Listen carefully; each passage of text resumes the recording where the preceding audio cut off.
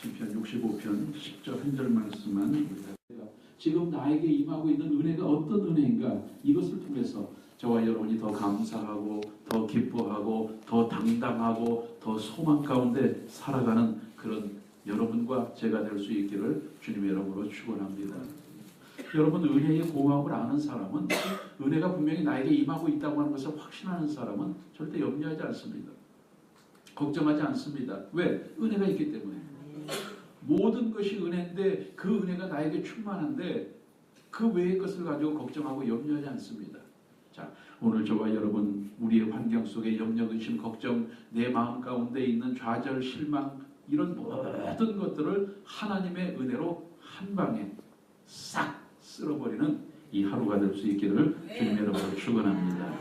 그렇게 하기 위해서는 지금 현재 나에게 임하고 있는 하나님의 은혜가 무엇인가를 알아야 됩니다. 오늘 성경이 말씀하고 있는 세 가지가 있는데, 첫 번째로 밭고랑에 물이 넉넉한 은혜라고 하는 것입니다. 여러분, 밭고랑이라고 하는 것은 뭐예요? 밭고랑. 밭에 고랑들을 파는 거잖아요.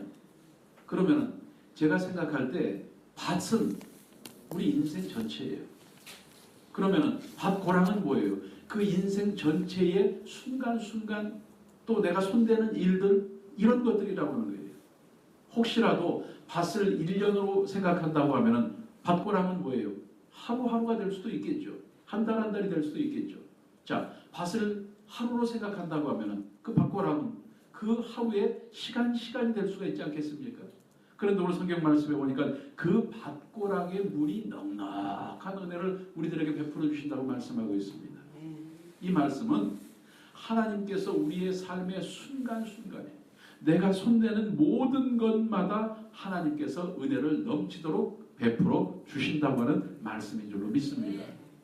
이 말씀을 믿는다고 하면 저와 여러분이 살아가는 모든 것들은 다 하나님의 은혜의 흔적입니다.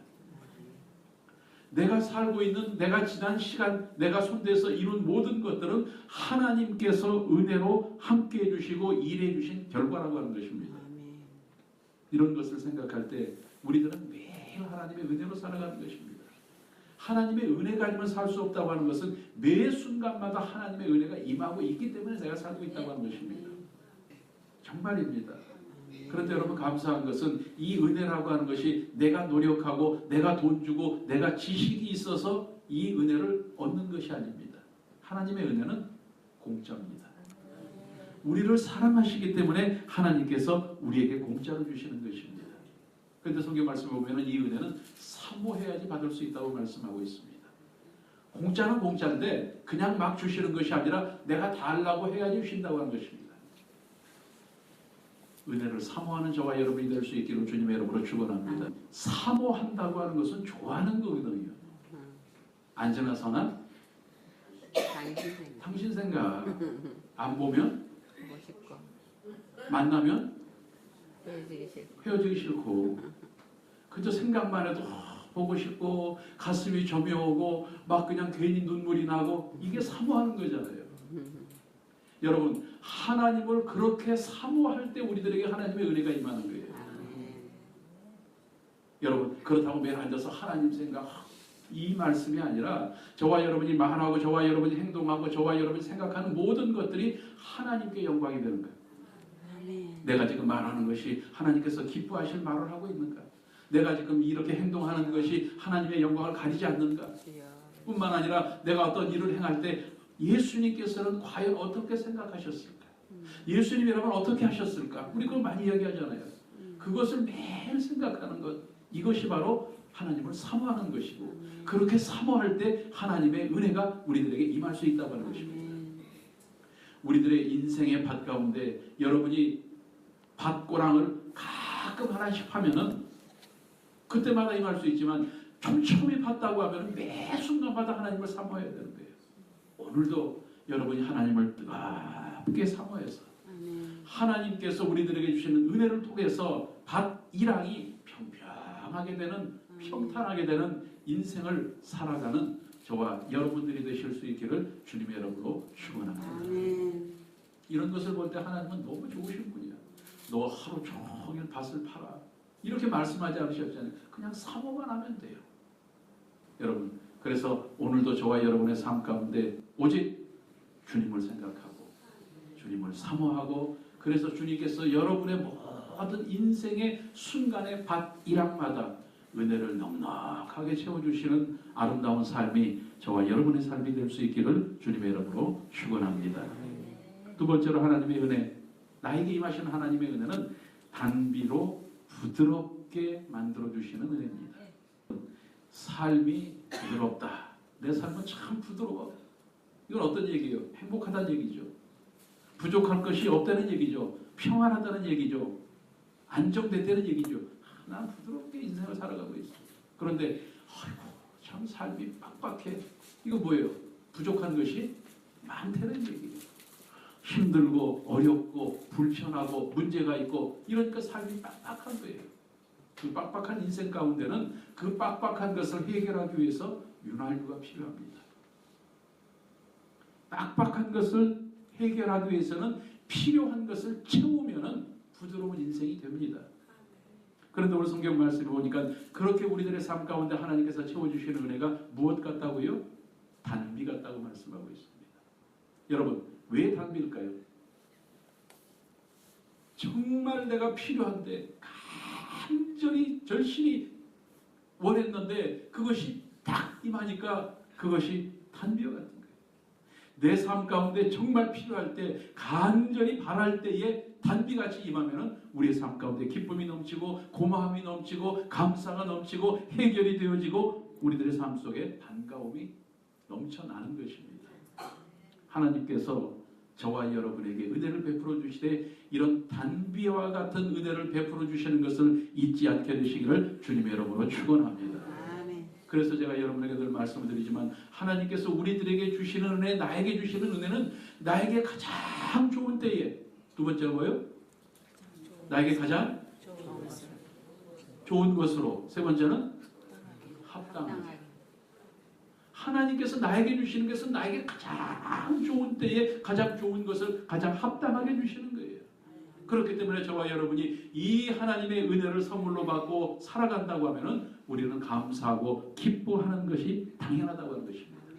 내가 필요한 것을 이미 하나님께서는 알고 계시고 이미 나에게 꼭 필요한 것을 필요한 때에 채워주신 것이기 때문에 우리는 염려하지 않습니다. 이것이 믿음의 사람입니다. 여러분, 아무리 좋은 것이라고 할지라도 그것을 선물하면은 나에게 좋아야 되는데 나에게 필요 없고 좋지 않은 것은 별로 기분이 안 좋습니다.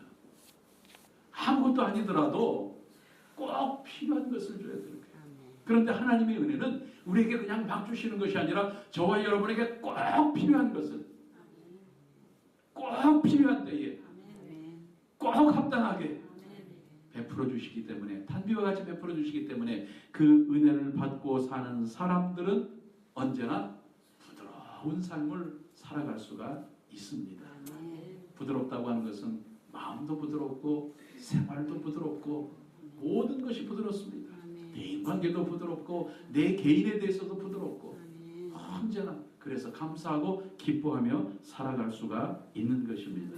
이 은혜를 믿는 사람은 지레 염려하지 않습니다. 미리 걱정하지 않습니다. 왜? 은혜가 임할 것이기 때문에. 그 좋은 때에 나에게 주실 것이기 때문에. 오늘 이 믿음으로 하루를 사는 저와 여러분들이 되실 수 있기를 주님의 이름으로 축원합니다. 참 사람이기 때문에 현재 나에게 부족하면 걱정할 수밖에 없죠, 사실. 저도 이렇게 설교하지만 저도 마찬가지예요. 그러나 오늘 다시 한번 저도 여러분도 하나님께서 가장 좋은 때에 좋은 것을 주실 것이라고 하는 믿음을 가지고 미리 염려하지 말자고 하는 것입니다. 미리 걱정하지 말고 하나님께서 단비로 나에게 가장 필요한 때에 가장 적합한 것을 그 은혜로 주심으로 말미암아 내 삶이 부드러워질 수 있다고 하는 사실을 믿고 단비로 부드럽게 하는 은혜를 사모하고 살아가는 저와 여러분들이 되시기를 예수님의 이름으로 축원합니다.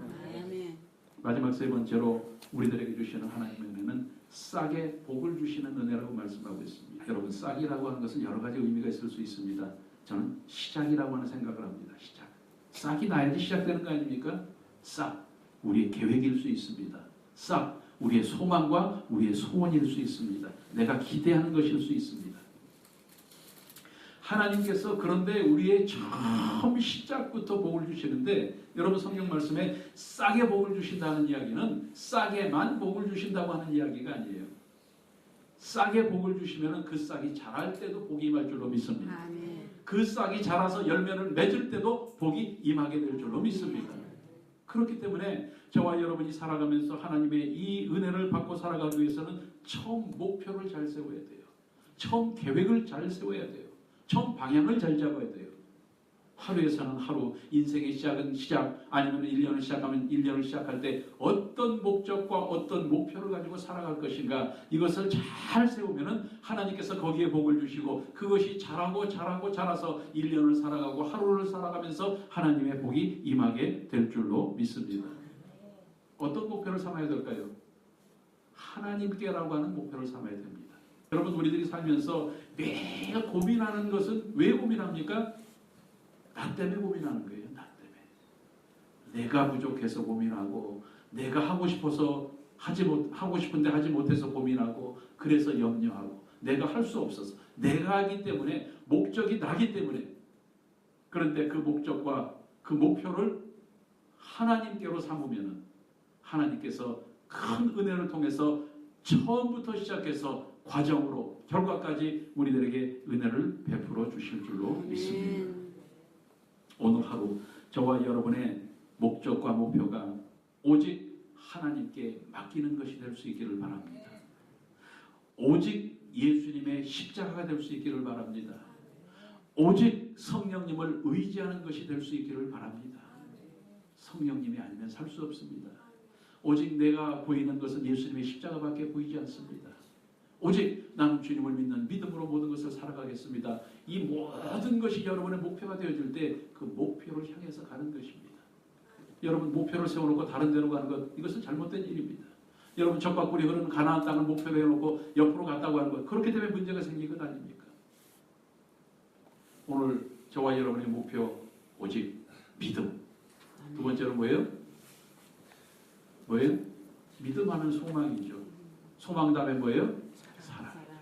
이 세 가지가 여러분의 목표가 되어져서 오직 하나님을 잘 믿고 예수님의 십자가를 사랑하고 또 성령님을 의지하는 그 소망을 통해서 여러분의 삶 가운데 처음 세웠던 그 싹에 복을 주시는 은혜가 여러분의 모든 과정 속의 결과 가운데 임하게 되시기를 예수님의 이름으로 축원합니다.